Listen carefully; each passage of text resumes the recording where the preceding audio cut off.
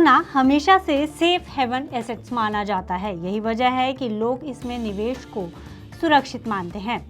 पिछले काफी समय से सोने की चमक लगातार बढ़ रही है और आगे भी इसी ट्रेंड को देखा जा सकता है। आने वाले त्योहारी सीजन में सोने की कीमतों में और ज्यादा बढ़ोतरी देखने के आसार हैं। ऐसे में अगर आप शादी ब्याह के लिए सोने की खरीदारी का मन बना रहे हैं तो आगे आपको बड़ी कीमतें चुकानी पड़ सकती हैं। ऐसा हम नहीं बल्कि जानकार कह रहे हैं। क्या है एक्सपर्ट्स की राय सोने की कीमतों को लेकर और क्या वजह है जिसके कारण सोने की कीमतें लगातार बढ़ रही हैं, आइए आपको बताते हैं इस वीडियो में। नमस्कार, मैं हूं गुंजन मित्तल और आप देख रहे हैं मनी 9। दरअसल सोने को लेकर हम हिंदुस्तानियों के अपने ही सेंटीमेंट्स हैं। किसी भी शुभ मौके से लेकर जरूरत के समय में हमेशा सोना ही सच्चा साथी रहा है। यही वजह है कि हिंदुस्तान में सोने की खपत और देशों के मुकाबले काफ़ी ज़्यादा है। सोने को निवेश के लिए भी एक अच्छा ऑप्शन माना जाता है। पिछले कुछ सालों में सोने की कीमतों में भारी बढ़ोतरी देखने को मिली है, लेकिन इस बढ़ती कीमतों के पीछे सिर्फ महंगाई और आम लोगों की तरफ से हो रही खरीदारी ही बड़ी वजह नहीं है, बल्कि कई ऐसे बड़े ग्लोबल कारण हैं जो सोने की चमक को और ज़्यादा बढ़ा रहे हैं। ऐसे में ये बढ़ोतरी आने वाले समय में भी जस की तस कायम रह सकती है।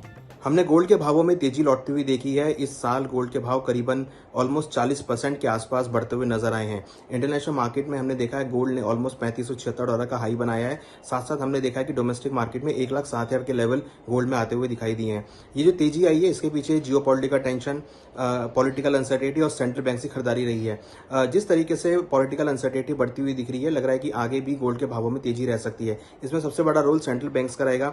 सेंट्रल बैंक्स डी डॉलराइजेशन की वजह से गोल्ड में खरीदारी करते हुए नजर आए हैं। ऑलमोस्ट हमने देखा है कि काफी सेंट्रल बैंक्स, ऑलमोस्ट सभी सेंट्रल बैंक्स ने अपने पोर्टफोलियो में गोल्ड को ऐड किया है, जिससे कि उनकी जो फॉरेक्स रिजर्व की बुक है वो स्ट्रेंथ होती हुई दिखाई दे। तो कहीं ना कहीं हमने देखा है कि सेंट्रल बैंक की खरीदारी और जियोपॉलिटिकल टेंशन की वजह से सेफ हेवन डिमांड गोल्ड में बढ़ती हुई नजर आई है। हमें लग रहा है कि आने वाले दिनों में गोल्ड के भावों में तेजी का ट्रेंड देखना जा सकता है और एक्सपेक्ट कर रहे हैं कि गोल्ड का भाव $3700 तक के लेवल बहुत छोटी अवधि में देखने को मिल सकते हैं और साथ साथ 1,10,000 से लेकर 1,15,000 तक के लेवल आपको गोल्ड में देखे जा सकते हैं। साफ है कि एक्सपर्ट्स भी मान रहे हैं कि आने वाले समय में सोने की कीमतें जो फिलहाल 1,06,000 रुपए प्रति 10 ग्राम के आसपास हैं, उनके आने वाले समय में 1,40,000 से लेकर 1,45,000 रुपए तक पहुंचने के आसार हैं।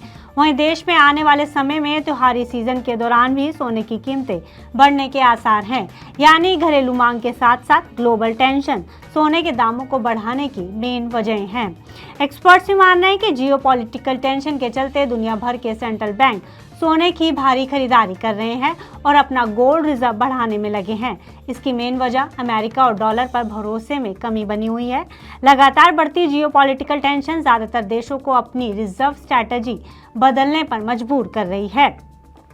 साल 2025 के फर्स्ट क्वार्टर में ही सेंट्रल बैंकों की तरफ से खरीदा गया सोना पिछले 5 साल के औसत से 24% ज्यादा रहा है। इसमें चीन और पोलैंड का नाम सबसे आगे है।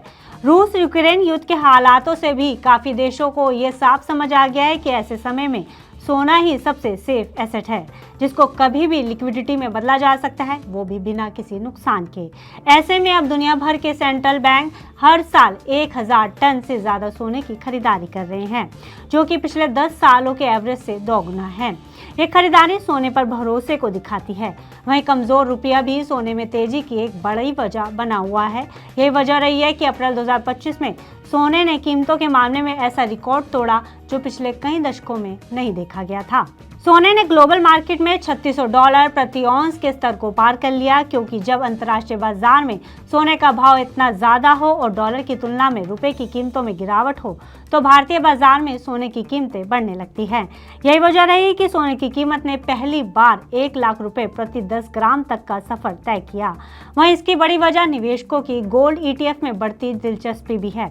जैसा कि आप जानते हैं कि लंबे समय से शेयर बाजार हिचकोले खा रहा है और निवेशक शेयर बाजार में ज्यादा मुनाफा नहीं बना रहे हैं।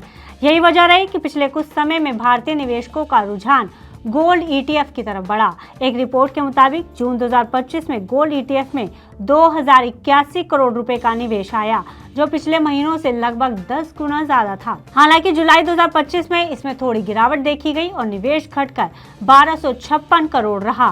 फिर भी ये लगातार तीसरे महीने सबसे ज्यादा था।